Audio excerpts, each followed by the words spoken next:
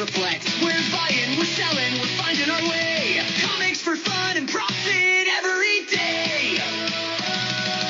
Comics for fun and profit, that's the plan.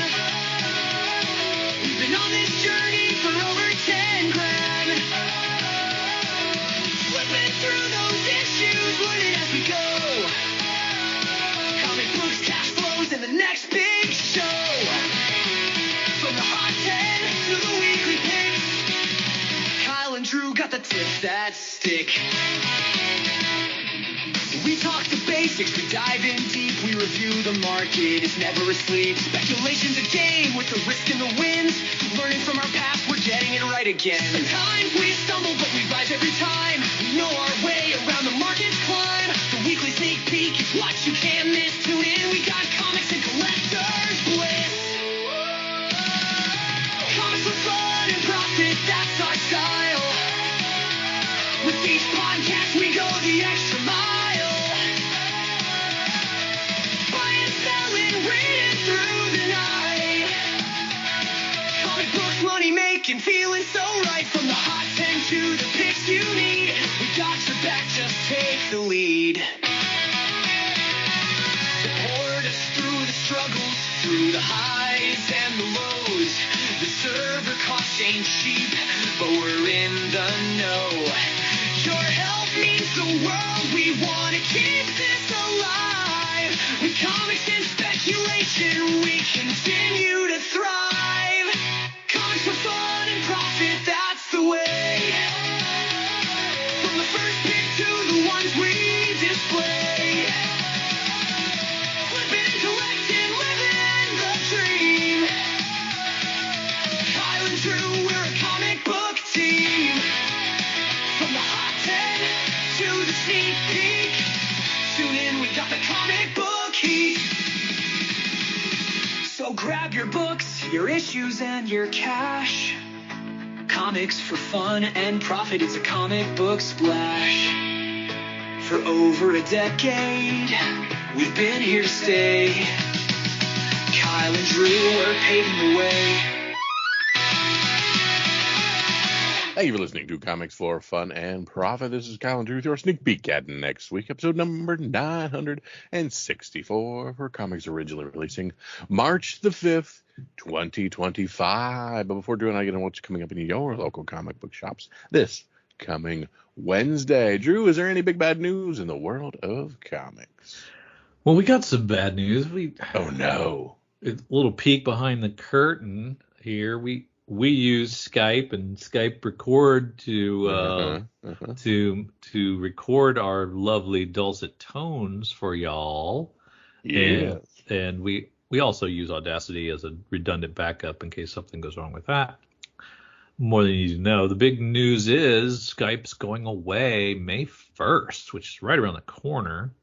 2 months, and Skype is gone. So the good folks at Comics for Fun and Profit got to figure out a new way to record ourselves chatting so that we can provide said chat to you all uninterrupted. That's right. So head on over to patreon.com/comics for fun and profit to make sure that we can keep up to date with all the technological gobbledygooks. Yeah. So you can go to Zoom, but you can't talk for longer than 40 minutes.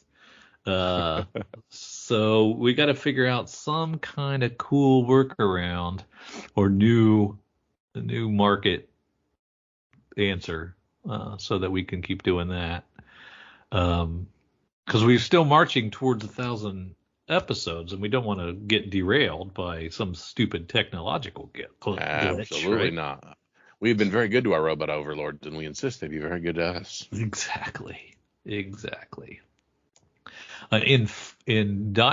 additional Diamond news, the good folks at Diamond, who unfortunately are going through bankruptcy, we have heard that they have called in all their markers to all the local comic shops that owe them money, and it turns out there are $22 million in debt owed to Diamond, with $11 million being an overdue payment, and Mm-hmm. 6 million now seen as irrecoverable. So Ooh. that's 33 plus 6, 39, 9 million that they're trying to get back from the people that owe them money. The 22 seems more like just whatever the terms were with your LCS, right? Mm-hmm. So you had 90-day terms or 60-day terms. And, hey, why don't you go ahead and pay us? We could use that cash to pay off the people we owe. Since you wasn't doing nothing, I'd like to have that. And then the 11 million overdue is probably LCS is going, wow, they go bankrupt. I don't owe Going the way shit. of the diamond, yeah. Yeah, well, I ain't got to pay them. They ain't gonna pay their people. And then the 6 million is probably just gone. That's irrecoverable. But I'm curious because I don't remember I remember the original bankruptcy Chapter 11 stuff being like around 40 million that Diamond owed.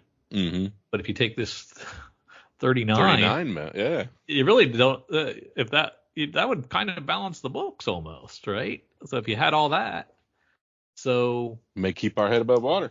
right. That's kind of interesting, and we'll see how that works. I guess for a long time, Diamond, through COVID, in an effort to be a good guy, extending terms, helping basically being the bank of the direct market, borrow from Diamond, sell them comics, then pay Diamond back. Mm-hmm. And our good friends up at Cowabunga don't play that. Yeah. I remember Eric being very clear that when they receive a shipment from Diamond, they pay cash on delivery. They pay their debts as soon as product is secured. Cowabunga Comics, the Lannisters of the comic industry. Yes, Cowabunga always pays their debts, and that's the way to go because you never know, right? We need to circle back with Eric with all this Diamond stuff and see if he has all the inside scuttlebutt. Yeah, we do. Something new happens every day. I'm waiting for it to settle down so we can come in and kind of reflect on what's happened. Mm-hmm. But there's always new news every damn day. We did get, I guess Diamond got some good news. There are multiple suitors that are under an NDA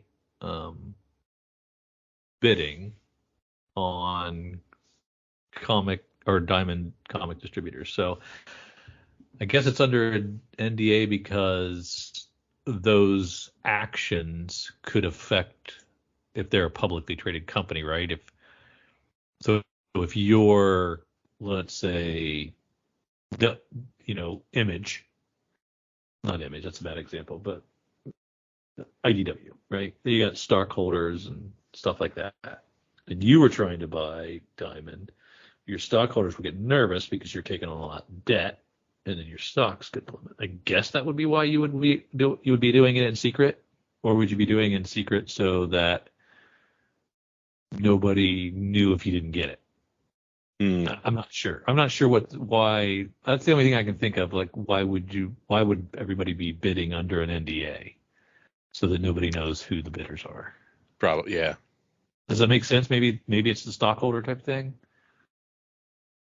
It's something to do with like investors. Yeah, I'm sure it's something like that. Yeah. Because nobody would want a company that you've invested in to take on $40 million worth of debt by buying a losing enterprise like comic book distributing. Someone's got to want to save it, man. Yeah, that's true. And then in even more Diamond news, jeez, yeah, we got kind of a glimpse at some of the people owed, and some of the folks on the list were interesting. Avatar Press, who also own Bleeding Cool, which I did not know. Thought that was interesting. They're owed $36,000. Valiant and Alien Books. Valiant is owed $64,000 almost. Oni Press is owed $179,000, almost $180,000. That's gotta hurt them. They're small. Yeah, that's no kidding. Gotta hurt. Dark Horse owes $70,000. Image is owed $25,000. Massive Publishing owed $40,000. Mad Caves owed $61,000. And Chip Zdarsky is owed $3,000. That's funny. Just him, all by himself. Fantagraphics $92,000. Tomorrow is $62,000. Archie's owed $12,000. Zenoscopes owed $64,000. Scouts owed $1,200. That's funny. They owe the U.S. Customs $25,000. I bet you they get paid. Yeah, they're definitely gonna make. Yeah, that will affect a lot of things if they don't get paid. Yeah. The Band of Bards publisher is owed $13.98. We should chip in and pay that off. So they can get theirs. That's like what, a trade? Mm-hmm. They owe them for one trade. Frank Miller is owed $150. We could probably pay that off too. Some weird shit on here, man. There's like, how many creditors are on here? I don't know if they totaled them up, but yeah, it's 46 million in total. Well, a lot of individual authors, like, but I don't know all of them, like Adam Novak, Adrian Aguilar, Giovanni Cabrera. Oh, that's a staffer. Their director of retail service is owed $3,000. Their purchasing manager is owed $2,000. Their chief procurement officer is owed $8,000.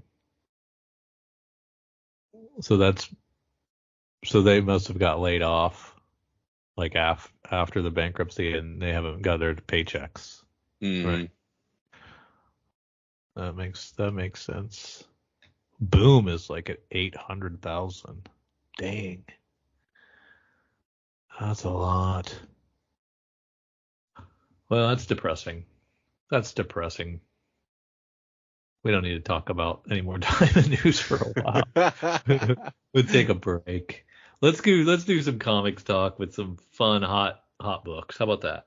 There we go. Fun hot books. So we're gonna head over to good friends at comicbookinvest.com. Check out our Hot 10 and see what's going on in the secondary market. This is the brand new one for February 28th, 2025. We're going to start where we love to start with Red Hulk #1 PX. This one took me by surprise as I wasn't aware that it was technically an exclusive through Diamond. We thought preview covers was another form of spoiler/reveal, so we requested it from the shop.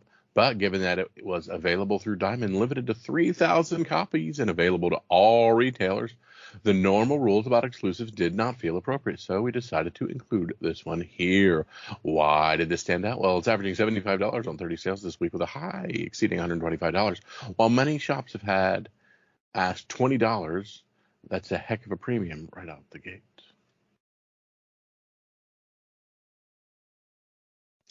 And at rank 2, DC versus Marvel. Marvel versus DC #1. News of an upcoming crossover event between the big two has many folks going back and grabbing the initial line-wide crossover event. Yes, there were a couple character crossovers previously, but this series was the first full event. Usually all of those characters. That said, with more than 40 sales this week, an increase of 700% from last week, many have been cheap direct editions, but keep an eye on those newsstands at $12 and those DCU variants at $20 to $25. And a CGC 9.8 Newsy even sold for $100 this week. I remember that little collection. Yeah. So yeah, they're going back to the well. They're going to do another crossover. I never read this one, but that's cool. I mean, should be a big deal, right? I think that sounds awesome. Yeah. Yeah. Two great tastes that go great together.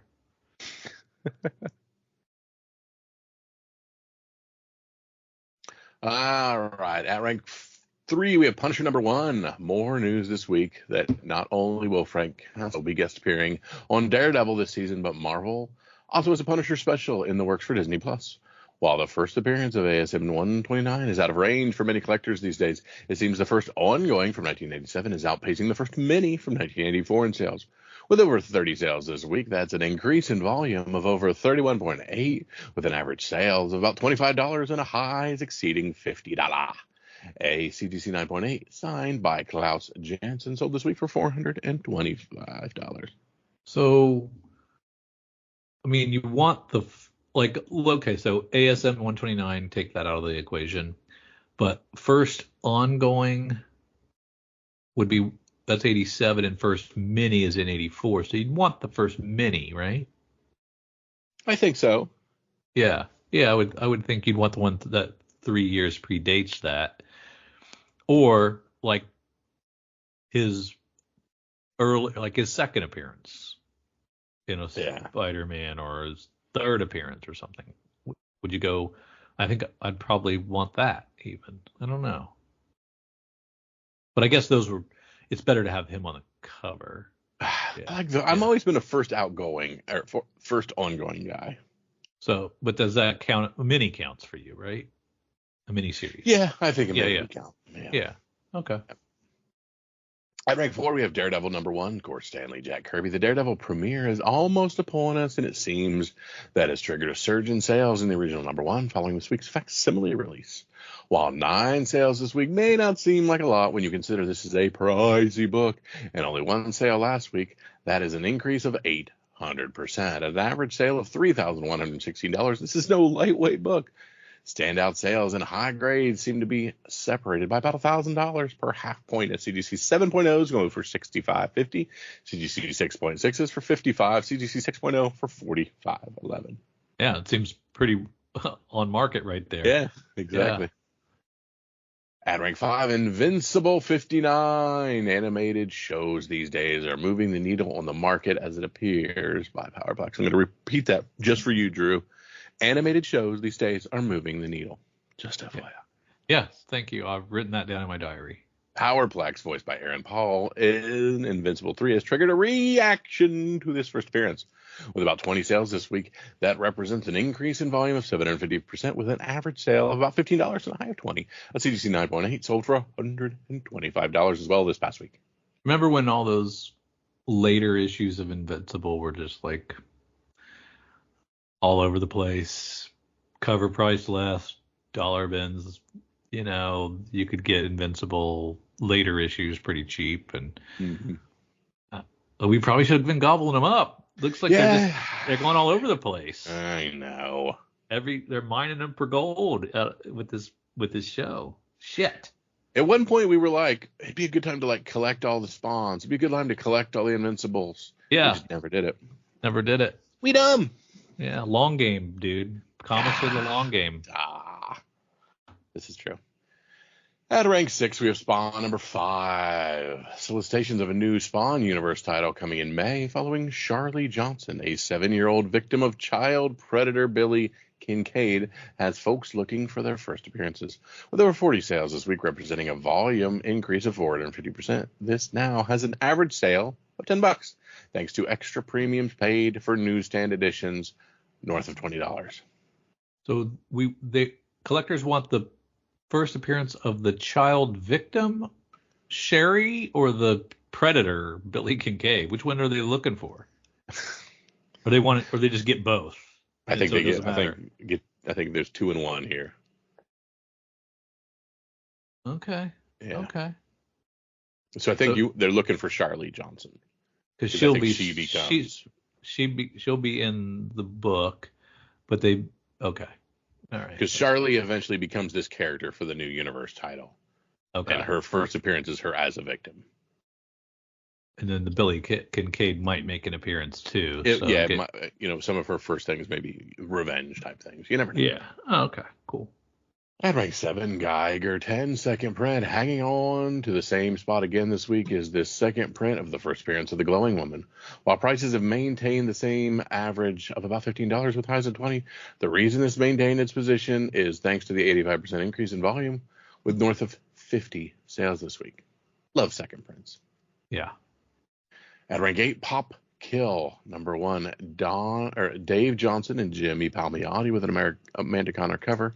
A new 1 in 10 incentive this week of the former Kickstarter darling title, Pop Kill, has impressed this week with an average sale of $20 and about 20 sales with, a high sale of 30.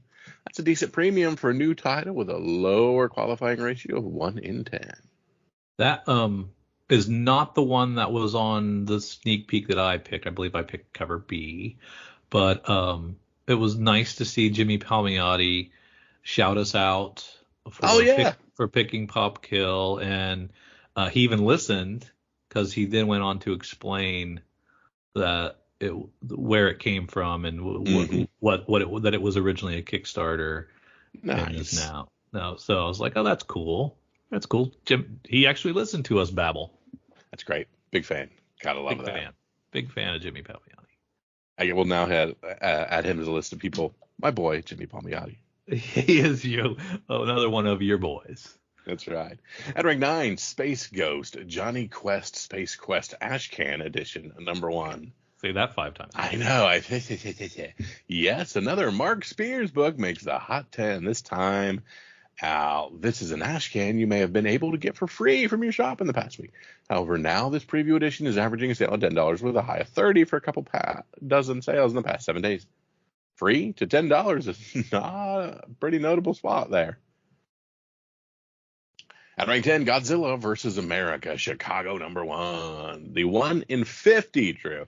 Now, I will preface this selection at the bottom of the list with a note that I usually do not include such low volume items. And with only 3 sales of a 1 in 50 incentive, that is not a lot of volume. However, special cases are made when those sales far exceed expectations in the market. And this book warrants a mention this week as it is averaging $133 with a high sale of $160, which is triple ratio. That's a pretty cover. That is very nice. I like it. And notable sales, we have Amazing Spider-Man 678, the 1 in 50, a classic incentive variant and one of the original Chase books that is responsible for how incentive variants are viewed today. This 1 in 50 ratio variant sold raw this week for $1,900, taken on a best offer of a 2K ask. Considering the last raw sold for $898 back in January 5th. This is a decent bump and a book you don't often find unslabbed. Edge of Spider-Verse number 2, the 1 in 25, another familiar big-time variant. We have the first appearance of Spider-Gwen on this 1 in 25 Greg Land cover. This book has had some very high highs, but currently a raw sold this week for a decent $1,300, considering in December a CGC 9.6 was $1,425 and a CGC 9.8 was $3,171. This is another book you don't often see selling outside of CGC slabs. All right, Drew, you want to head on over to previews? Yeah, before we do that, I should probably tell you, enjoying my Magic Mind. Good stuff. Want to give one last plug for our mental performance shot drink. I know you guys have heard us talk about it for weeks on end now. I hope you're not sick of hearing about it because it's really good stuff. Not only do you get your daily vitamin C and D in each bottle, 100% of it, by the way. It's all safe. It's time release caffeine. Get you through that afternoon caffeine crash that you might have. And it's tastes good. Tastes good and works good. Tastes good, works good. I highly recommend you giving it a shot, and so do they, because no questions asked, and you can even take your sweet time to do it. Yeah, you can take 100 days to ask for that refund, and they'll still give you all of it back. So give them a call. Go ahead, Kyle.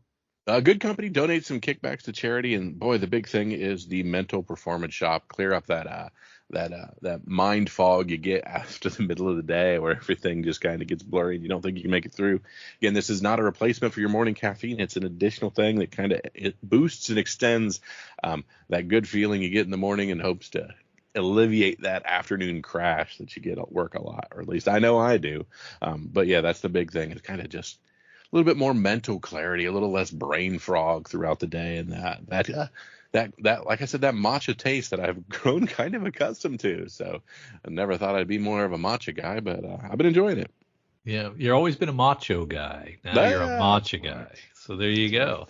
If any of that sounds good to you, you can get up to 48% off your first subscription or 20% off a one-time purchase with the code COMICS at checkout. Go to magicmind.com/comicsfun, COMICSFUN, and use the code COMICS at checkout. Now, Kyle, let's slide on over to our good friends at Marvel, who are only giving us 125 pages of goodness this year or this month. So thanks for taking it easy on us. It's not too daunting. We'll see. That's right. Make sure you've got your Magic Mind in you, because we got a long way to go. Giant size X-Men on the cover. March for May 2025. Heading on down through some Fantastic Four, our Disney covers. But we're starting with Godzilla versus the X-Men, #1 for round 4 of this Versus series. A $5 32-page one-shot. Yeah, I mean, I think... Because, of course, round 4 of 6 different one-shots. Yeah, they're having some success with these cross licensed property X with one of our properties, and it's been doing well. I mean, the Alien books are selling like gangbusters. The Predator crossover books are selling well. The Godzilla books are selling well. So, keep doing it. You got a lot of licensed properties. You know what you need to do? Crossover Star Wars with some of these guys. You own Star Wars. Let's get Star Wars crossing over. Who could get into the Star Wars sphere? Interesting. Guardians? Could the Guardians? Yeah. Could the Guardians of the Galaxy cross over with Star Wars? Yeah, absolutely, absolutely. I think they could. And if you can cross over Fantastic Four with anybody, they go through time and space and all kinds of weird stuff. So they could. That would just blow the lid off it if you did that. Star Wars versus Thanos. Oh, wow. Yeah, that'd be pretty cool. Good stuff. Absolutely. All right, we're heading into other books, and Marvel doesn't do like everybody else. They don't start their previews with some new #1s and some big Star Wars. Nope, we're starting with Doom Academy 405. One World Under Doom. It's all part of the One World Under Doom event. Doom Division 3. One World Under Doom 4 of 9. That first issue was pretty good. I will admit that. Yeah, I'm excited. But I'm restraining myself from tie-ins that aren't in my normal pull list. So I'm finally holding the line and not crossing over to too many. So you will not be Thunderbolts Doomstrike 4 and Thunderbolts Doomstrike 5? No, I will not. Fantastic Four 32. Scratch down to Fantastic 1. I will do that one. Avengers 26. One World Under Doom. Probably not. Superior Avengers 2. Doubt it. Red Hulk 4. Now, I did hear good things about the first Red Hulk. Okay. And it was also a One World Under Doom book. And I'm having a little regret not having sampled that first #1. So I might go back and try to pick that up. All right, we're 13 pages into our preview, so it's time to pull out the heavy guns. Okay. Giant Size X-Men 50th Anniversary Event. For 50 years, Giant Size X-Men #1 has stood as one of the most important moments in Marvel history, reshaping the X-Men forever. Now Marvel celebrates this milestone with an all-new 5-part event spanning the greatest eras of mutant kind. From Days of Future Past to Age of Apocalypse, House of M, and to the Dark Phoenix saga, history has shaped and shattered the X-Men time and time again. But what if those moments held deeper secrets. What if the past could be rewritten? This epic story told across 5 giant-sized issues will take fans on a mind-bending journey through the X-Men's greatest events, revealing mysteries long buried and secrets that will define the future of Marvel's mutants. So we're going to have giant-size X-Men #1, giant-size Dark Phoenix Saga #1, giant-size Age of Apocalypse #1, giant-size House of M #1, giant-size X-Men #2. But we're starting all that with giant-size X-Men #1, Colin Kelly, Jackson Lansing with Adam Cooper. All right, Drew, don't look. What do you think Marvel is charging us for these? I couldn't believe it. It's only $5. That's surprising. Exactly. Right? That was my shock. I am still reeling that we are not getting an $8 one of these. It's 40 pages, so it's really not giant sized at all. It's slightly above average size. Yes. It's a little chubby. And I only given the wife an extra, 3% and then called it giant size. I don't think that's how this works. So yeah. So interesting. I really thought it would be a price gouge. I'm super surprised at that, but I also am not that interested. I didn't read Giant Size X-Men. I never read that seminal issue of Marvel Comics, so I don't even know what's in there. I think I might have bought a facsimile. I still didn't read that.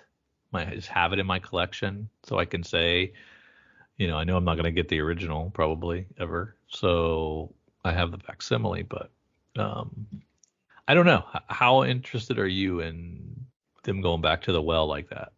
I mean, it's probably worth tipping in, and at $5 a piece, it's not that big a deal. And there's going to be some really cool covers. We got Art Adams covers, Al Ewing on Relevant Stories. Yeah. Some DBA covers. We'll see. Okay. Internal art looks good. Well, getting you back into an X book, that's a big deal. So they did some heavy lifting here to get you excited about it. So yeah, well done. Well done, Marvel. Yeah. Okay. So they're giving us preview pages from Giant Size X-Men, preview pages from Dark Saga. So giving us they're giving us preview pages for a book that's not available at the moment, but okay. Oh, yeah, I guess you really want to get this one because the next one's even better. Yep, I guess. Exactly. I guess that's what they're going for. Amazing Spider-Man #3. Amazing Spider-Man #4 will double shipping that one. We got some Green Goblin in there. Spider-Man and Wolverine #1. Thwick. Yeah, that's cool. Yeah, and, written by Marc Guggenheim. Kari Andrews' art isn't doing anything for me. Yeah, that's true. Although that cover does look pretty nice, though. Yeah. Bradshaw's pretty nice. Fantastic. God, that's an awful cover. Who did that? Oh, that's Which one? Kari Andrews. The next page between Spider-Man and Wolverine. And, what's up with his head? Yeah. Both heads. It's a choice, but I'm not a fan. Yeah. Anyways. Fantastic Four Fanfare #1. Legendary comic creators give the Fantastic Four their best. Written by Mark Waid, Alan Davis, and Andrew Wheeler. Art by Ramon Rosanas, Alan Davis, and Sarah Pichelli. This looks like I don't know what this is. In the special full-color anthology series, each issue focuses on a particular member of the team.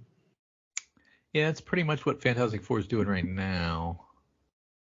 It's done a lot of those. Let's talk about this member of the team or a couple of members of the team at a time. That's fine. I'm going to stick to my guy, Ryan North, doing Fantastic Four. There we go. Yeah, this one hits me in the feels. The next one, The Vision and Scarlet Witch, one of a 5-issue series by Steven Orlando. Yeah, it hits you in the feels because you made a ton of money off of Vision and Scarlet Witch for dime flipping the first 12-issue maxi series that you just gutted all the quarter bins and built and sold and built and sold and built. Yep. So that's it's warming your wallet, not really warming the cockles of my wallet. Yeah. Yeah. Still, I'll probably read it. Who's doing the writing? That would be Steve Orlando. Hit or miss, maybe. Yep. All right, Drew. I think Marvel always says, we made a lot of money off Venomverse or Spider-Verse a couple times. Can we go back to that well? We've gone so many times. We can't go back to that well. Drew, we've gone back to that well with Spider-Verse versus Venomverse in one of a 5-issue series. Spiders versus symbiotes. And I see we have new goofy-looking characters, so... Yeah, but guess what? It's your boy, Kyle Higgins. It's Kyle Higgins! Now what do you think, huh? I'll take all 5. Pre-order now. Meet the newest webhead, Spider Prowler, as well as the mysterious symbiote Yaleo as the savage battle risk. Oh, Spider Prowler. We're combining Prowler with Spider-Man? Yeah. Okay. So. Okay.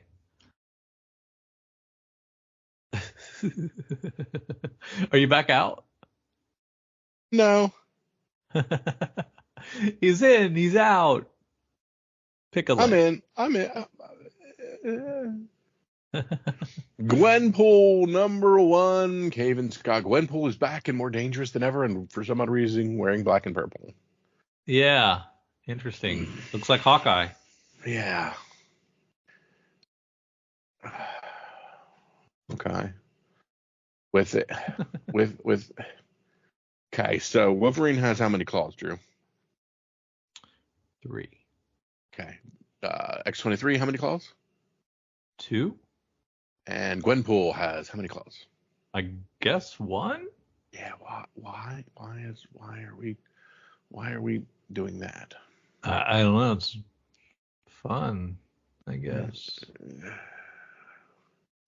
Predator, Black, White, and Blood, 1 of 4. This one would do well in this series. Joe Kelly, Elliot Ray Hall, and Sarah Gailey writing this one. A new anthology series from some of the most exciting names in comics. I enjoyed Alien, Black, White, and Blood. Mm-hmm. I thought that was really great anthology. So, go back to the well. And again, Star Wars, Black, White, and Blood. I'm giving you these for free. They did that with Vader. Oh, yeah, they did. That's right. Yeah. This is a $6 book, though, dude. Dang. Yeah.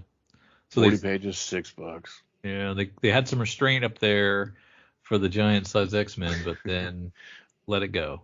Black, White, and Blood is more giant size than your giant size. Yeah. Predator versus Spider-Man, 2 of 4. Ben Percy on that one. Deadpool kills the Marvel Universe, 1 last time, 2 of 5. Colin Budd on that. Looks like an Alex Ross cover, but it's not. It is not. David Paratore. Daredevil, Cold Day in Hell, 2 of 3. Charles Soule and Steve McNiven. Yeah. That is super tempting, man. I like Steve McNiven a lot. It doesn't look like a standard Steve McNiven cover, but he's usually a pretty good artist. There you go. Amadeus Cho, 20th anniversary special #1. Huh. 20 years ago was the first Amadeus Cho. I could have swore it was like 5 years ago. It's on the same thing. Wolverine and Kitty Pryde, 2 of 5. Chris Claremont on that series. Don't mind that Nicoletta Baldari cover's kind of cute. Rogue the Savage Land, 5 of 5, and we have a J. Scott Campbell. All that matters. Yeah, it is nice.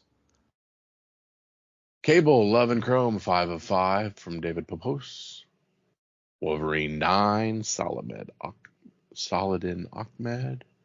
Psylocke 7 from Melissa Wong. Magic 5. Phoenix 11 from Stephanie Phillips. Laura Kinney Wolverine #6. Storm 8. Exceptional X-Men 9, the Eve Ewing book. Uncanny X-Men 14 from Gail Simone. Uncanny X-Men 15, that one double shipped. That Fan Yang Mystique cover, I like that. It's a good cover. Weapon X-Men #4. We are in Kaiju territory, so I'm even more out. X Factor 10, Mark Russell. X-Men 16, Jed MacKay. Yeah, I really should have given X-Men more of a leash because it was Jed MacKay, but I tried, dude. I tried X Factor and X-Men, and I can't. All right, Drew, we have another anthology. Hulk and Doctor Strange, #1. J. Michael Straczynski writing this one. Two Defenders reunite for a journey into psyche of the Bruce Banner. Not an anthology. I thought it said anthology. Where did it say? Or, I'm that? sorry, one shot. I meant to say one shot, not anthology. Oh, okay. Yeah. Marvel and Disney, what if Donald Duck became Iron Man? These must sell, right? They've Because got to. Well, Disney people are just as crazy as comic people. Yeah, that's true. Venom Original Sin #1 by Steve Orlando. You've got a #1 and nobody cares. Oh, it's just a one shot too. Yeah, that's why. It's me. It's Jeff. Jeff week #1. Wreaking havoc on land and sea. It's Jeff the Land Shark. No, well, we keep Kelly Thompson busy. We keep. Well, giving this is her collecting Jeff Infinity comics from 2021, 25, and 26 of Jeff Weekly and Jeff Weekly Infinity comics from 2024, 1 through 5. And it's how many pages? 48 pages. 48 pages. Yeah, that's a fun one to have on the shelf for the kids when they come in. All right, Drew. We talk a lot about how Marvel needs to check things and hire an editor. So we have Venom Original Sins #1 here. Then we have Jeff the Land Shark, and then we have Venom Original Sin. What is going on? And Jeff Week again. We have a aired out reproduction of that page, so that's awesome. Hey man, Error comic. Era solicits. Yeah. Chris Condon writing Ultimate Wolverine 5. Ultimate Sabretooth claws his way onto the scene. Ultimate Black Panther 16, Brian Hill. Ultimate Spider-Man 17, Jonathan Hickman. Ultimate X-Men 15, my girl Peach Momoko. Ultimates 12, Denise Camp. Eddie Brock Carnage 4. All New Venom 6. Spectacular Spider-Man 15, it's elementary, my dear Spider-Man. Miles Morales, Spider-Man 33, War Cry leads to new heralds of Ares into battle. Don't even know what any of those words mean. Yeah, I know. It's random. Spider-Gwen, the Ghost Spider 13 with an 80s style cover, I'm guessing. Spider-Boy 19 in slot we trust. And let's talk facsimiles, Drew. Fantastic Four #5 facsimile edition. The first Doom. Yeah, Dr. Doom. You got to get it. You got to get it. Great timing. We are entering a lot of Doom in. Yeah. X-Men 135 facsimile edition. Fantastic Four 48 facsimile edition. Galactus. Yeah, that's another It's a good Silver one. Surfer, right? Yeah. This has been offered multiple times, but I don't know if the Doom has. Yeah, I'm not sure on that one. Yeah. Sam Wilson, Captain America 5 of 5. Doctor Strange of Asgard 3 of 5. The Thing #1 of 5. Tony Fleeks on that. So. Oh, now wait a minute now. All right, I'm listening. Okay, the Last Thing miniseries wasn't awesome. It was okay. But Tony Fleeks coming off Feral, coming off Stray Dogs. I wouldn't mind seeing what he does. Wouldn't mind seeing what he does here. I think I'm interested in this one. Didn't sell you though, I'm guessing. Not a chance, homie. No. All right. Werewolf by Night, Red Band 10. Daredevil Unleash Hell, Red Band 5 of 5. West Coast Avengers 7. Power Man Timeless 4 of 5. Infinity Watch 5 of 5. Moon Knight Fist of Khonshu #8. The Carver earns her cut. Can't read the solicit because I'm like 8 issues behind on this and don't want to get spoiled. Deadpool 14. I like that cover with all the different censored blood and bullet holes. Okay. We appear to still be doing the stuff with his daughter and everything, so that's cool. Deadpool Wolverine 5, they're in power armor. That's dumb. Are we still doing timeless variants by Alex Ross? Yeah, we're still doing a ton of weird Alex Ross covers. That was like 22, wasn't it, when we were doing this? Yeah, we're legitimately trying to catch every character ever created. I guess. Iron Man 8, Spencer Ackerman. Hellverine 6 by Ben Percy. New Champions 5. What is that person's power? Slicing people into little steaks? The new Turbo Ginsu. Daredevil 21, Saladin Ahmed. Immortal Thor 23. I like that Alex Ross with female Thor, She-Thor. She-Thor on there. Gotcha. Incredible Hulk 25. With an Alex Ross timeless that I do not. Who is that? Yeah. Is that the one of the demons? Is that the demon? Yes, it are. Maybe. I'm just thinking. I have no idea. Yeah, I didn't think you did. Alien vs. Avengers 4 of 4. Star Wars Legacy of Vader 4. Star Wars 1. Blew past Alien vs. Avengers. It's been really good. Oh. I know you poo-pooed it, but it's a really good series. The Xenomorphs holding their own against. Yeah, they're kicking the shit out of them. Hey, yeah. Star Wars Legacy of Vader 4. Star Wars. Did you just give us Star Wars 1? That's what I'm heading to. You're there now. I was getting there now. Star Wars 1. Alex Segura, Phil Noto. An epic new adventure begins for Luke, Leia, and Han in the wake of Return of the Jedi. New York Times bestselling artist Alex Segura and critically acclaimed artist Phil Noto launched the bold next era of Star Wars. Luke Skywalker must defend the New Republic from the bloodthirsty gang of mercenaries. Han Solo investigates a deadly underworld mystery and saves a surprising ally. Leia Organa must grapple with a new alliance opposed to the goals of the New Republic. I'm no marketing wizard. Okay. But I did sleep at a Holiday Inn last night, and I would think that Star Wars #1, with all these cool covers and a new jumping on point, would get a better position than 77. This should be on the cover of this stupid book. This should be the lead item. This should be screamed from the rooftops. And it's buried 77 digital pages deep. That is the dumbest thing I've ever seen. We have a standard cover, 1, 2, 3, 4, 5, 6, 7, 8, 9, at least 10 covers for a book buried 3/4 of the way, or 2/3 of the way through the book. Yeah, and they're sticking a bunch of interior pages, so they're giving it a push. Yeah. But they're just pushing it way down. Yeah. That's so stupid. It doesn't make sense to me. Yeah. You literally put 2 copies of Jeff the Land Shark solicit before this. Right.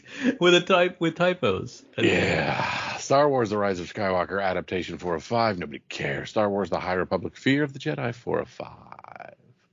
Star Wars Jedi Knights 3. I like this book. Looks interesting, and that's a really good cover by Rahzzah. And we get into some collected editions, which is where I snooze a little bit. Yep, my turn. There's something here called the Marvel Archive Edition, a time capsule of iconic eras. Marvel Comics has shaped pop culture for decades, and now you can relive its most unforgettable moments with the all-new Archive series. This groundbreaking line of oversized graphic novels takes readers on a nostalgic journey through the most dynamic periods in Marvel's history. Another typo. Whether it's Whether it's the cosmic adventures of the 70s, the gritty urban tales of the 90s, or the high-flying superheroics of the mid-80s, Marvel Archives captures the essence of each era like never before. Special features include an oversized hardcover, the original comic stories as first printed, complete with their original ads, kind of like a facsimile, Kyle. Bonus features, additional ads, fan letter pages, and more. Covered galleries showcasing legendary artists. Each volume is more than just a collection of stories. It's a portal to the cultural zeitgeist of that time. With every turn of the page, you experience the world as it was, from the political and social upheavals that shaped the stories to the music, movies, and television that defined the era and laid the groundwork for the Marvel Universe as we know it today. So in July, we're going to get Amazing Spider-Man, was it 252 to 263, so 10 of them. And we're going to get all of Marvel's Secret Wars in September, which is kind of cool. No. Are we going to get all of it? Yeah, with multiple covers. Yeah, they're going to have multiple covers. Some of them for the direct market only. That's neat.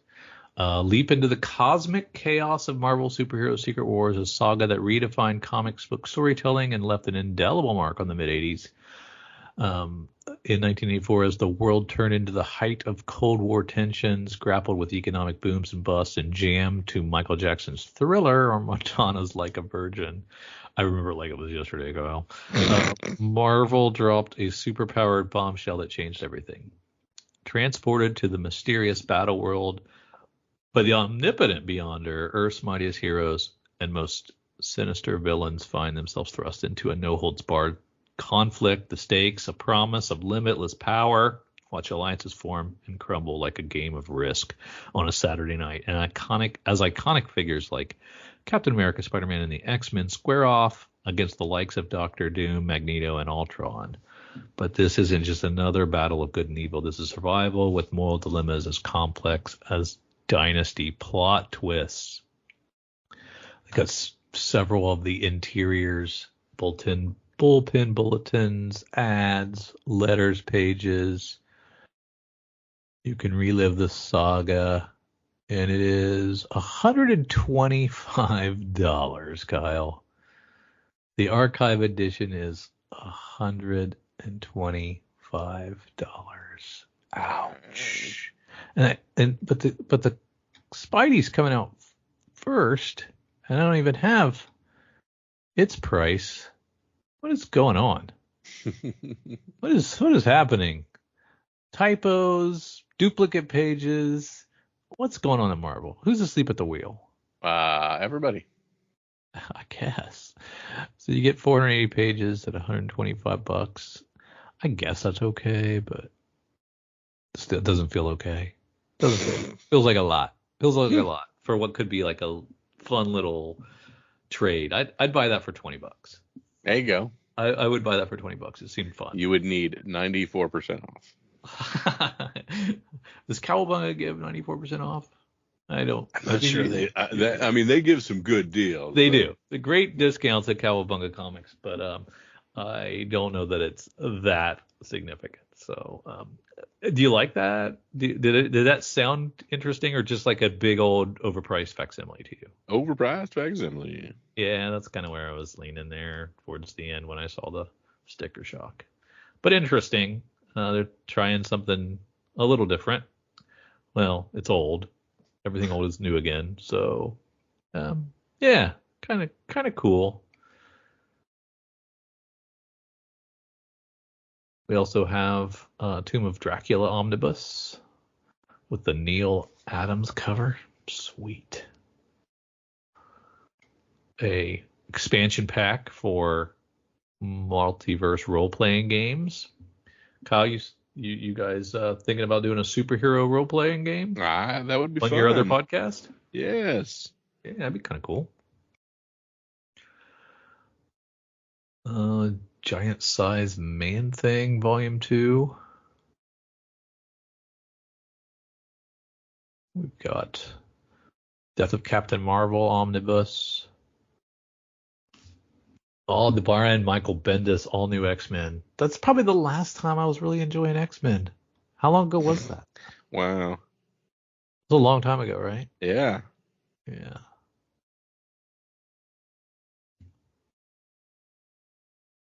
I don't know what Guri Hiru is, but it seems to be a Kelly Thompson joint. Oh, it must be a Jeff thing. Jeff won an Eisner? Kelly Thompson won an Eisner for Jeff? I guess. Oh my goodness. That doesn't seem. That doesn't. I'm just. Comics aren't made for me anymore, are they? Not all of them, that's for darn sure. I guess. That's okay. They don't all need to be for me. Hickman and Capullo featured in Wolverine Revenge trade paperback. Kind of missed that. I didn't realize that was Capullo. Did you? I don't think I did either. Sure, we talked about it. But my brain, not what it used to be. Sentinels gets a trade. What if Galactus gets a trade? Then I wouldn't buy it. Some Jed MacKay stuff. Moon Knight, Vengeance of, and X-Men. Plus the Fist of KHONSHU. It's kind of weird the way they're doing these solicits. They feature some other things that aren't really the thing that they're featuring. Mm-hmm. Dazzler World Tour trade paperback. Mr. Chance Marvel. You could have the whole world at your fingertips. You could have had Dazzler pretty relevant. Whatever she was asking, you should have paid her. Give her that day, just that day. Put her on the screen. You didn't even have to. I don't know. Yeah, could have just been Star Wars Ewoks trade. I don't even think I tried that first issue. I was going to, and I don't think I did end up getting it. Sometimes that happens. Especially with Marvel. Yeah. The Ultimate Fantastic Four is collected. That's the Bendis Fantastic Four. We need to give Bendis a book. What's he been doing?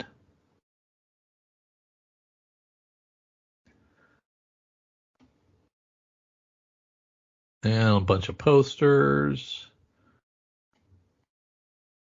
And, they put Star Wars on the back, Kyle. Yep. Not even really the back, the inside back cover. So, what do we think of Marvel's offerings for the month? Just the fact that Star Wars isn't the lead or the push they lose or the anything. Gosh, it's just the biggest waste of paper. They lose some points for that for sure. And kind of a bummer.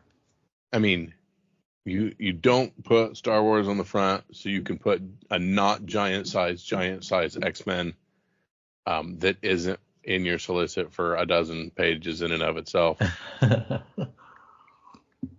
I don't know who's at the helm over there.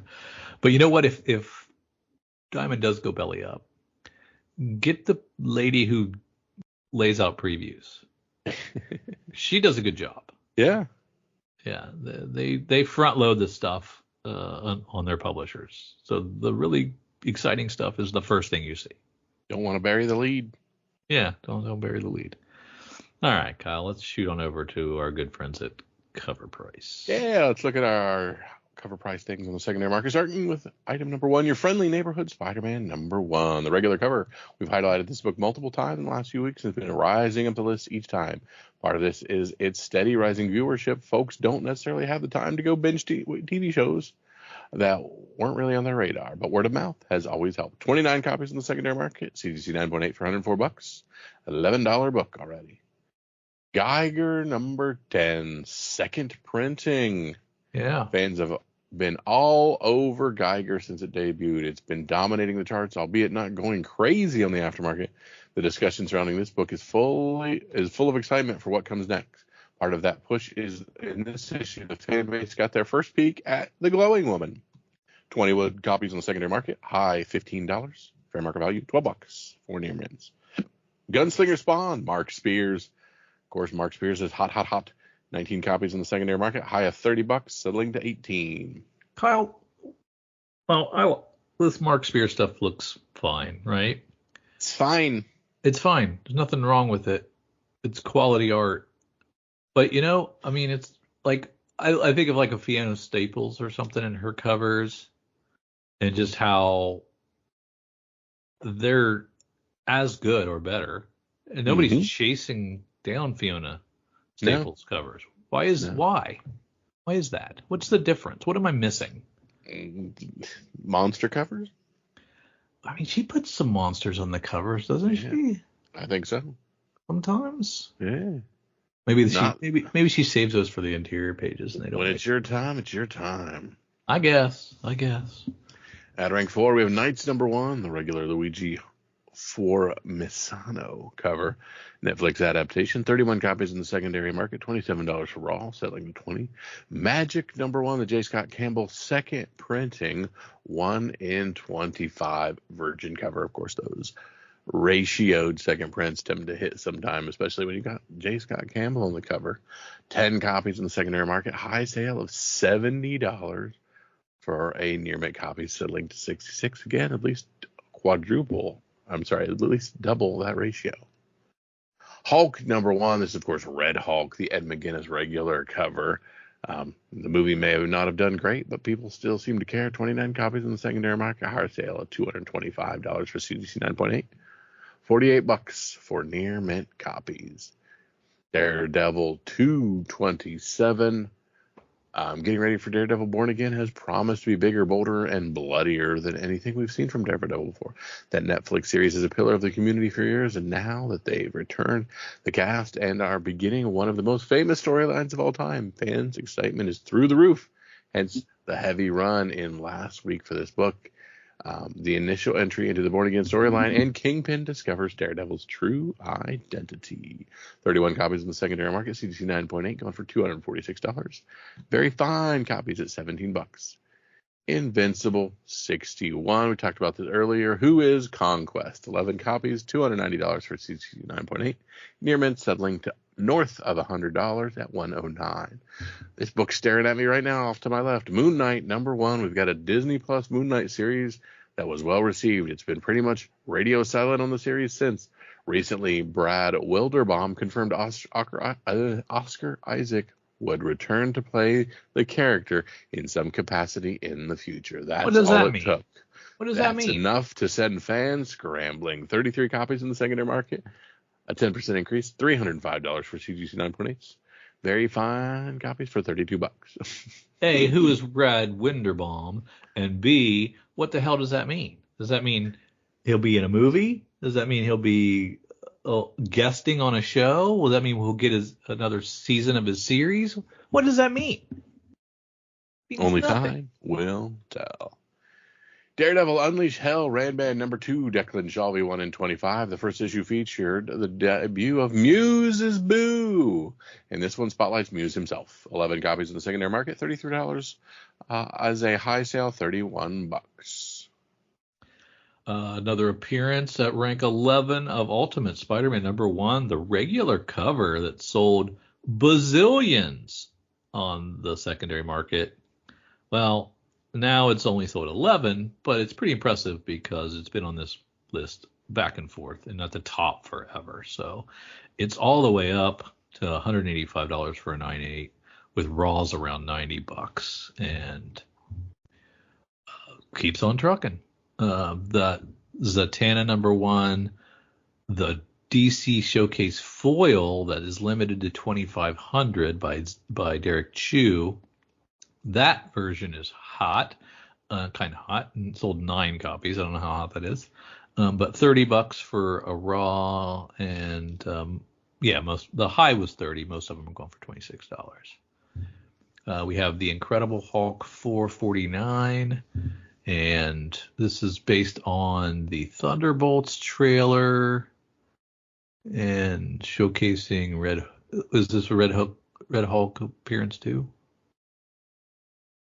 that what that means? Yeah. So this is a Red Hulk, yeah. Hulk as well. Sold 7 whopping copies with a high sale of $300 for a 9.8, and Raw's around 75. This must be first Thunderbolts, because that's a lot higher than Thunderbolts. Just a Red Hulk appearance would be. Rank 14, we have Lobo number 1. Still got some heat from the Jason Momoa signing. 10 copies sold, $190 for a 9.8. Raw's around $10. So real good investment there. Grab your $10 Lobos in the best condition you can find, send them in, and you're gonna at least triple your money, maybe quadruple, or whatever 5 is. The Incredible Hulk 181 comes in at 15, and that is, of course, is it the first appearance of Wolverine or the second appearance of Wolverine? I have my theories myself. This is what is most thought of as the first full appearance, as 180 was a cameo. And I've flip-flopped on this so many times. I don't even know what I think anymore, Kyle. But 14 copies of this sold, a high sale of $4,000 for a 7.5, and a very fine going for $3,000. It wasn't even sealed in plastic. Okay. At rank 16, we have the Punisher number 1, who also sold 8 copies, $490 for a 9.8. Raw's around $27. Again, you find them in pristine condition in Raw, and you can buy them for $30 and get them slabbed and sell them for $5. Just do it all day. Yeah, I don't have slabs myself, but I can't question the economics. Do it. Wolverine number 1, the Frank Miller series from way back, that comes in at rank 17, continues to sell, 18 copies selling, $600 for the 9.8. Raw's around $142. At rank 18, we have Batman 423, the Todd McFarlane. This is based on the cover, the McFarlane cover doing Batman, which I don't know, he's done a lot of that. So that's the heat. It's Todd McFarlane doing the Batman cover. High sale of $225 for a fine copy. Near mints going for around $184. So that guy got screwed on that sale. At rank 19, we have Amazing Spider-Man 316, also the Todd father, Todd McFarlane. And this is 14 copies selling for $356 for a 9.8. Raw's around $123. And one of our favorites, Superhero Secret Wars number 8. This is the black suit Spidey cover. $575 for a 9.8. Raw's around $150. Sold a lot of these that did not have 8 in them. Yeah. Yep. Everything but 8. Even back then, 8 was a solid book. But yeah, I'm looking at that Batman McFarlane cover, and I recognize it now. It was available for reasonable prices forever. So I'm surprised it's got heat on it after this, because it's not that great, but it is early McFarlane, and it is McFarlane not at Marvel. So I see the appeal. All right, Drew, we've seen what's in the past. Let's head more towards the future. Let's look at our sneak peek at next week for this coming March, the first week in March the 5th. And we're going to start with some Batgirl 5 and, more importantly, Batman 612 facsimile as we get into the Hush Saga facsimiles. Oh, yeah. That's where we're at, huh? We're there. Yeah, we're there. We're at Hush now. Okay. Mm-hmm. Batman Full Moon number 4, Glow in the Dark. Previously in an FOC for December 9th. I don't think I read Full Moon. That's 2 Batman I've skipped. I've skipped Dark Patterns and I skipped Full Moon. Not like you. Not like me at all. Very They surprising. don't like us. Great Jenny Frison, Birds of Prey. Dang her. She does the same stuff over and over, and I just love it. Yeah. G.I. Joe #1, 3rd print. That is a good-looking cover. We got a Duke cover on 3rd print. Yeah. We got a 2nd print of issue 2 with a couple covers. Dang, that's cool.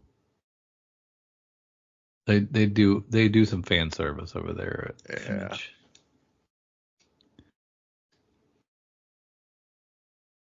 Monkey Meet the Summer Batch #1. Okay. Juniba. Oh yeah, Juniba. The new story arc with a new #1. The anthology is back for 5 new issues. I don't remember the first one. Yeah, Monkey Meat? Yeah, I do. It was terrible. I hated it. I read the first one and I just hated it. Nice House by the Sea. I dropped it, Kyle. I dropped that book. And never looked back. Don't regret it at all. Another Poison Ivy 31. More great covers. The Kia Yuan Eom cover is really good. Tend to get all the same thing with those Ivy covers. Yeah. I love the Frison, but that one's actually... That's actually really good. Yeah, I'm blowing that one up too because, yeah, it's really, really good. Really good cartooning there. Now, Redcoat is got a trade out, and I have heard fantastic things about Redcoat. And totally, I thought it was part of, well, I think it is part of, like, his Jeff Johns universe over there. But you can read it as a standalone, I've heard. So I need to get this trade because I totally missed the boat on Redcoat. There you go. Secret 6 #1. Nicholas Maines, Stephen Segovia on this. We're bringing him back again. Yeah, going back to the well. Several different covers on that as well. Yeah. Drew, you a big fan of Sam and Twitch? That's on issue 11. Yeah, I'm a huge fan of this book. Love it. Tin Can Society, 6 of 9. That's been okay. It's kind of meandering, not moving the plot forward too much, but I'm still reading it. Some Walking Dead. Walking Dead, yeah. We get our... I've blanked on his name. Robert Kirkman? No, the guy on the front. Oh. Ezekiel. Gosh. Ezekiel, yeah. Some really good Ezekiel covers. None better than the Adler. I'm sorry. The Adler is still king. By and large, I agree with you. But every once in a while, somebody really kicks the crap out of the cover that they do. Yeah, but, like, why wouldn't we get, like, J. Scott Campbell or something like... I get its Image, and you ain't got the heavy hitters, but, like... If anybody can get them, it's going to be Kirkman money. Right? I know. Can't he just be like, Frank Dan Miller, Moore? Do one. Yeah. Anybody I want, I get to do. And, no shade at David Finch and David MacKay and Nate Bellagarden and, of course, Art Adams, but I think that's not a good cover, and Julianne Tadino, but, like... It's one of the most acclaimed independent books of definitely my lifetime and perhaps the history of Image. Get some big dogs. Yeah, and I wonder if it's been purposeful that he's been using it as a way to. I'm sure it is, but still. But at some point, as we get towards the end, give me Rob Liefeld. Give me Todd McFarlane. Yeah. Give me Fiona. At least on the big ones. Like, give me every. This is first appearance of Ezekiel, which when it came through was a big, big deal. That's true. In its reprint, it should be a big, big deal. Yeah, you're right. You're right. 100%. And you know what's sad is these should be in a perfect world with multiple Walking Dead shows concurrently running that I have yet to watch a single episode of. Yeah. And the reprints, the colorized versions hitting on those same beats again, though we should be seeing spikes in the original black and whites. But we're not. And that's how far Walking Dead has fallen out of the zeitgeist of comic fandom for us too. Like, are you watching these Walking Dead series? I was like, I need to rewatch and get everything fresh, and that's daunting. But I mean, do you even know what the new ones are? Like, who's in the new ones? Who are the new shows Rick about? Rick and Michonne, isn't there a Rick and Michonne one? I think there was, but I think there's another one happening now, and I'm not even aware. And I don't have AMC, so that's probably why. But are they on an app? Are they on a streaming service? They do. Work again? Yeah, they do. They do. But I mean, you can only have so many streamers. You're not getting your money's worth if you got too many, right? Keep telling that. Yeah. Heading over to Previews World, let's start with Boom, as we've talked a lot about our good friends at Image and what they're doing with Walking Dead or not doing with Walking Dead. And we look at what we're doing in Boom, and it's pretty much nothing. So moving on to Titan, where we're doing pretty much nothing. Moving on to Marvel. Wow, that was easy. We just went got right down here. Yeah. Third printing of Aliens versus Avengers. Doctor Strange of Asgard gets a #1 issue. Remember that? No, we got to stop. We got to talk Immortal Thor 21, the Netease Marvel Rivals variant. We've got a dope cover with our good buddy Loki on it. Of course, Marvel Rivals is the new hotness. We also have Marvel Rivals Netease with your boy Moon Knight on it, on the Moon Knight Fist of Khonshu #6. One of these will spike. The game has settled quite a bit. It's not as popular. In fact, there's a lot of scuttlebutt because for some stupid reason, the most popular multiplayer game on the internet just laid off all of its developing employees. So the future of that game is meh at the moment. But that's Rivals you're talking about? Yeah, Marvel Rivals. Still a great game. And they laid off their developers?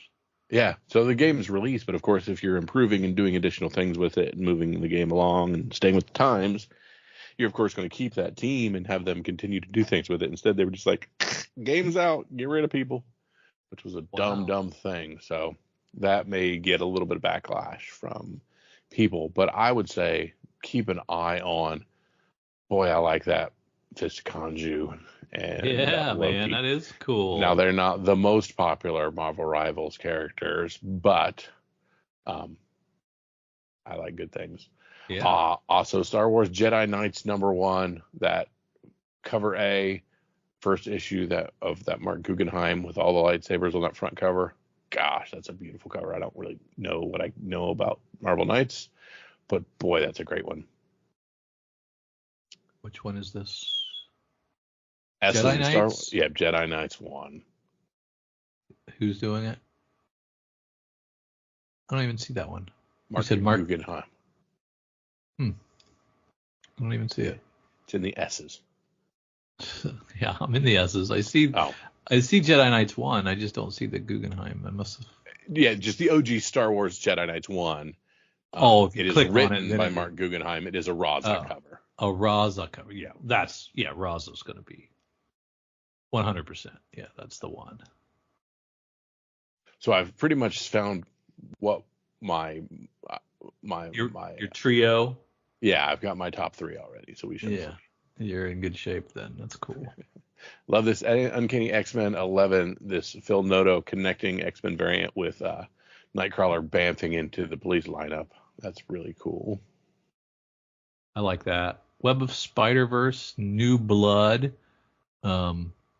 We always prick our ears up a little bit at these because they always introduce new characters, and they're actually saying New Blood on the cover title. So could be some new Spider-Verse folks. You never know who's going to hit. Might be worth checking out. Might be, absolutely. From there, we head over to Dynamite. You got anything else in Marvel there, brother? No, that's okay. A lot of Dynamite. Darkwing Duck #1. Yeah. But this is the second Darkwing Duck, because we already had Darkwing Ducks. We're re-Darkwing Ducking. At least the second. Could be more than that. Herculoids #1. I don't know if that's even the first volume of that. But somebody watched that cartoon and feels nostalgic about it. So that could do something. Yep. Powderpuff Girls, Space Ghost, Terminator, Thundercats, Vampirella. I sure hope Dynamite finds a distributor, because there's a lot of licensed properties living off of them. So they need to find a home. 100%. Down into our smaller publishers, we get some interesting things. Some Archbound 4 from Dark Horse. This is my high school memoir, 100 Girlfriends Who Really Love You. That is a current anime that's out. It's actually very well done. Oh, nice. Yep. That's one of them cartoons you were talking about? This is a longer conversation. But does it involve punching? No. These are slice of life. No, I thought you were going to punch me as you tell me, stop calling them cartoons. Yes. They're adult anime services.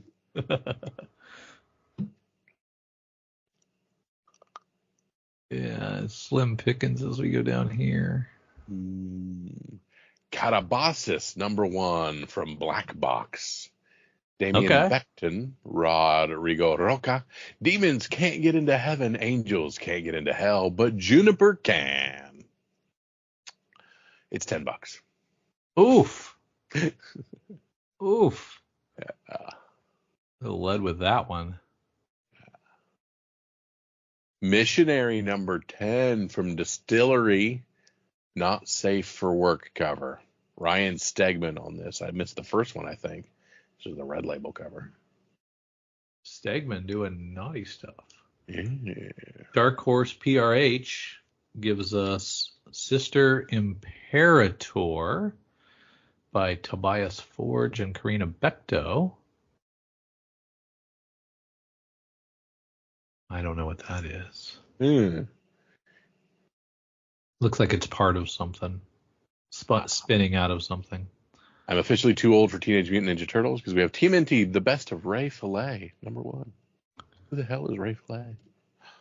Ray Fillet? Ray Fillet. Oh, yeah, I would never have heard of that person. So. Usagi Yojimbo, 10,000 Plums, #1. One of the Shogun Samurai strong men becomes immediately suspicious when Usagi, Yuchiki, and Jen are found wandering into a huge field of the Shogun's prized plum trees. We have a Escorza Brothers cover B, and we have a Arita Mitsushiro cover as well. Nice.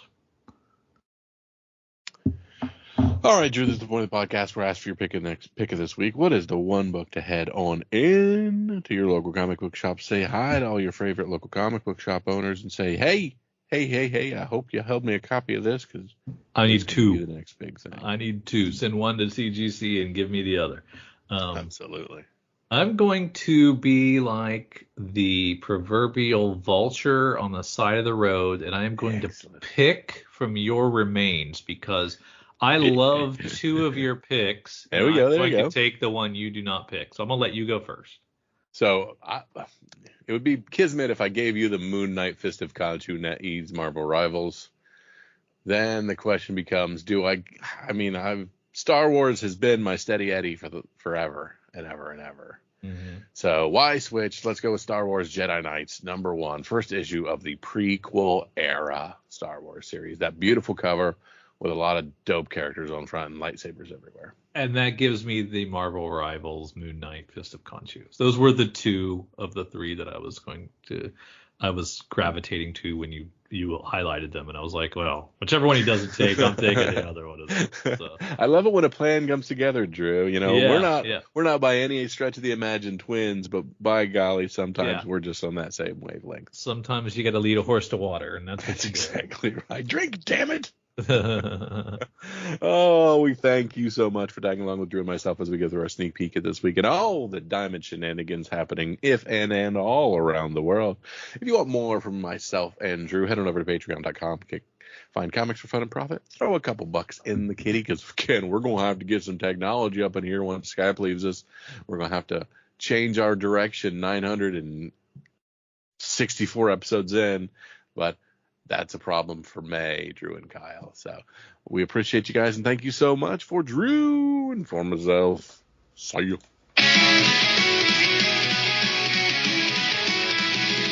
We're Kyle and Drew, we got the mic in hand, talking comic books and the speculators land. Each week we drop knowledge, it's all about the grind, from the pages that we love to the treasures we find. It's the stories we adore and the art that we collect, but we're flipping through the pages watching dollars reflect. We're buying, we're selling, we're finding our way. Comics for fun and profit every day. Comics for fun and profit, that's the plan. We've been on this journey for over 10 grand. Flipping through those issues, learning as we go.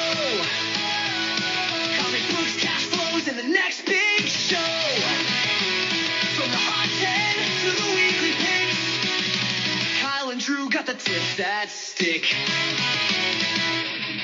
We talk the basics, we dive in deep, we review the market, it's never asleep. Speculation's a game with the risk and the wins. Learning from our past, we're getting it right again. Sometimes we stumble, but we rise every time. We know our way around the market's climb. The weekly sneak peek is what you can't miss. Tune in, we got comics and collectors bliss. Comics for fun and profit, that's our style. With each podcast, we go the extra mile. Buying, selling, reading through the night. Comic books, money making, feeling so right. From the hot 10 to the picks you need, we got your back, just take the lead. Support us through the struggles, through the highs and the lows. The server costs ain't cheap, but we're in the know. Your help means the world, we want to keep this alive. With comics and speculation, we continue to thrive. Comics for fun and profit, that's the way. From the first pick to the ones we display. Flipping, collecting, living the dream. Kyle and Drew, we're a comic book team. From the hot 10 to the sneak peek, tune in, we got the comic book heat. So grab your books, your issues, and your cash. Comics for fun and profit, it's a comic book splash. For over a decade, we've been here to stay. Kyle and Drew are paving the way.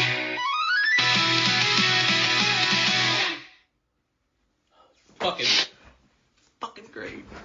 Fucking great.